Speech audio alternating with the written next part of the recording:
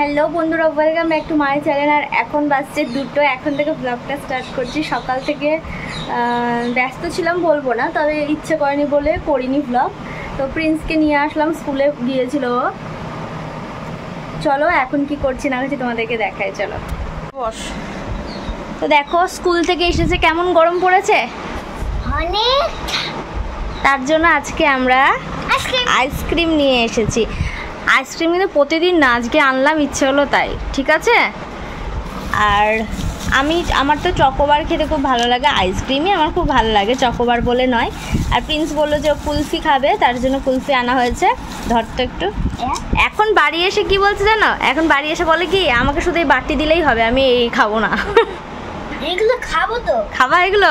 এই তো আমি করে দিচ্ছি, আমি করে দিচ্ছি। এই যে নাও। কেমন জানি ওষুধ খেতে লাগছে।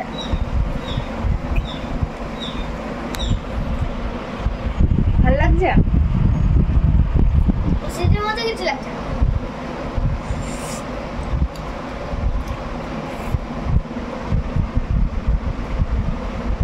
আমার প্রিন্স আমার মতনই হয়েছে, বিকজ আমি যখন ছোটো ছিলাম না, আমি অন্য কিছু না কুলফি খেতে চাইতাম, এত ভালো লাগতো।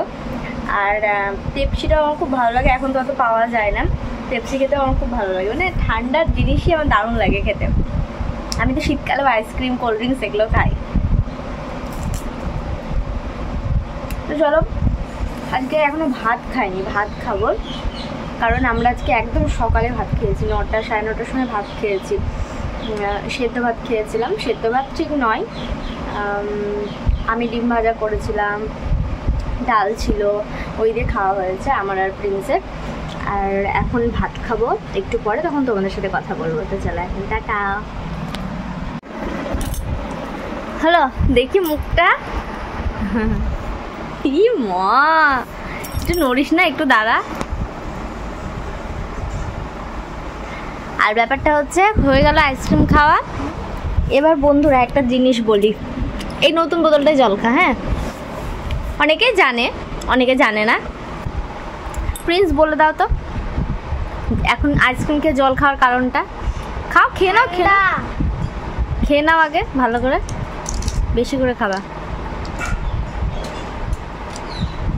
ঠান্ডা, ওরকম করে বললে তো কেউ। ঠান্ডা লাগছে তাই ঠান্ডা লেগে যাবে, তাই জন্য জল খেতে হবে।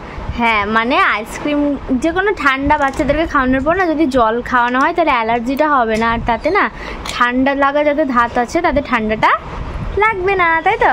দাও জল দাও।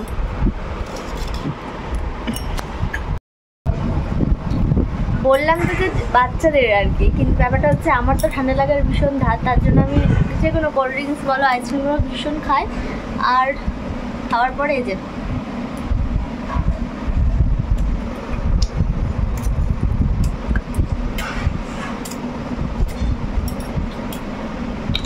যা মুখ ধোকা যা।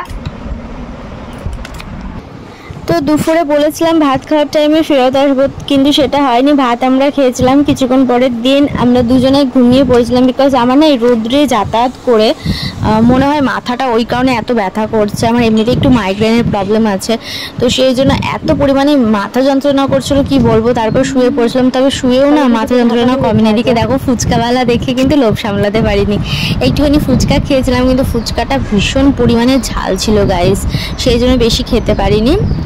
তারপরে ট্যাডি বিয়ার বাড়ি চলে আসে, আমাদের জন্য এনেছিল চিকেন পকোড়া। চিকেন পকোড়াটা দেখেছো কত বড়, সেই কারণে কিন্তু না প্রিন্স খেতে পেরেছে পুরোটা, না আমি খেতে পেরেছি, দুজনে হাফ হাফকে ফেলে দিয়েছিলাম। আর ট্যাডি বিয়ার তো খাবেই না, বিকজ ও বাড়ি এসে ভাত খায় আর খেতে চায় না পকোড়া কি কিছু। এরপর দেখো আর থাকতে না পেরে সারাদিন অনেকভাবে ম্যানেজ করার চেষ্টা করেছি, বাট পারিনি। তারপরে আমি বাধ্য হয়ে মেডিসিন নিলাম, বিকজ দেখলাম যে কাল থেকে যেহেতু প্রিন্সের এক্সাম স্টার্ট হচ্ছে, আমায় তো সুস্থ থাকতে হবে। সুস্থ যদিও আমি নেই, তার মধ্যে আজকে খেয়েছি আইসক্রিম, জানি না কি হবে। মাথাটা এত পরিমাণে যন্ত্রণা করছিল, সেই জন্য একটুখানি ওষুধ খেয়ে নিলাম। এদিকে প্রিন্সকে পড়াতেও বসিয়েছিলাম, সেই টাইমে তোমাদের সাথে ক্লিপটা নিয়েছিলাম। ওদিকে প্রিন্স পড়ছে আর আমি একটুখানি ওষুধ খেয়ে একটু শোবো। এখন তো ট্যাডি বিয়ার আছে, ট্যাডি বিয়ারও প্রিন্সকে একটু গাইড করে দিতে পারবে। তো চলো ব্লগটা কিন্তু আমি আর কন্টিনিউ করতে পারিনি এরপরে, না রাত্রে কিছু খাওয়া দাওয়া করেছি না কিছু। এ দেখো প্রিন্সের এখনও চিকেন পকোড়া খাওয়াই না, টেডি বিয়ার এখন ঠাকুরকে প্রণাম করছে, আর আমি এদিকে ওষুধ খেয়ে তোমাদের সাথে বসে আছি। তো চলো, ব্লগটা ভালো লাগলে একটা লাইক করে দিবে। তো চলো আজকের মতো এতটাই, টাটা।